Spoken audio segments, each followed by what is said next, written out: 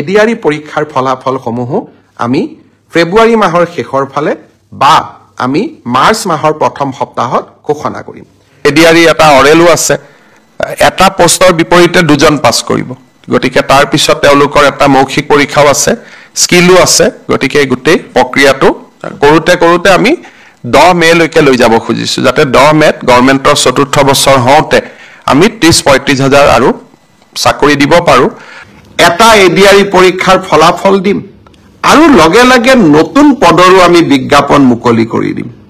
আৰু প্ৰতিশ্ৰুতি মতে আৰু 15,000 পদ আমি তেতিয়া বিজ্ঞাপনো মুকলি কৰি দিম অসম পুলিচৰ ৰিটেন কেতিয়া হ'ব মই ভাবো যে ফেব্ৰুৱাৰী মাহ নহলে মাৰ্চৰ প্ৰথম ভাগতে আমি অসম পুলিচৰ কনিষ্টেবল সকলৰ পৰীক্ষাৰ ৰিটেন টেষ্টৰ কাম আমি সমাপন কৰিম সকলে মোক প্ৰায়ে সুধি থাকে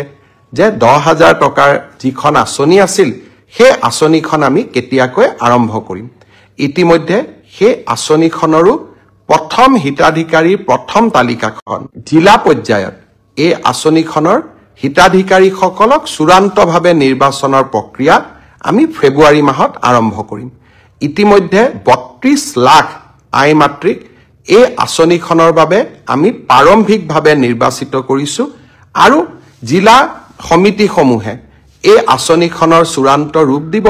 কম বেছি পৰিমাণে মই আশা কৰো যে প্ৰায় 28ৰ পৰা 29 লাখ মাতৃক আমি এই আঁচনিখনৰ সুবিধা দিব পাৰিম নিযুক্তিৰ ক্ষেত্ৰত এটা খুব গুৰুত্বপূৰ্ণ পৰীক্ষা হৈ যায় সেয়া হৈছে গ্ৰেজুৱেট টিচাৰ আৰু পোষ্ট গ্ৰেজুৱেট টিচাৰ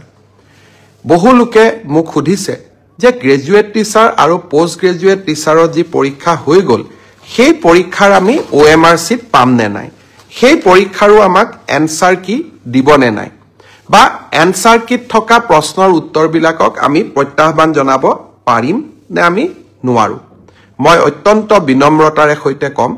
যে সৰকাৰী নিয়োগ পৰীক্ষাত স্বচ্ছতা অনাৰ বাবে আমি প্ৰতিশ্ৰুতিবদ্ধ কেইদিনমান আগতে হৈ যোৱা সাব ইন্সপেক্টৰ পৰীক্ষাৰো OMR আৰু এনসাৰ কিসমূহ ইতিমধ্যে সেৱাই মুকলি কৰি দিছে হাইস্কুলৰ যি গ্ৰেজুৱেট আৰু উচ্চতৰ মাধ্যমিক বিদ্যালয়ৰ যি পোষ্ট গ্ৰেজুৱেট টিচাৰ 7,000 পদৰ বাবে যি পৰীক্ষা হৈ গ'ল সেই পৰীক্ষাৰো এনসাৰ কি আৰু পদৰ সংখ্যাটো অলপ মুৰিফাল সিফাল হ'ব পাৰে কিন্তু পৰীক্ষাটোৰ আনসাৰ কি আৰু OMR চিটসমূহ পৰীক্ষাৰ্থীসকলে যাতে পায় তাৰ ব্যৱস্থা অহা এসপ্তাহৰ ভিতৰতে সেৱাই কৰি দিব আৰু স্বচ্ছতাৰ ক্ষেত্ৰত আমি কতো কম্প্ৰমাইজ নকৰাকৈ আমি আগবাঢ়ি যাম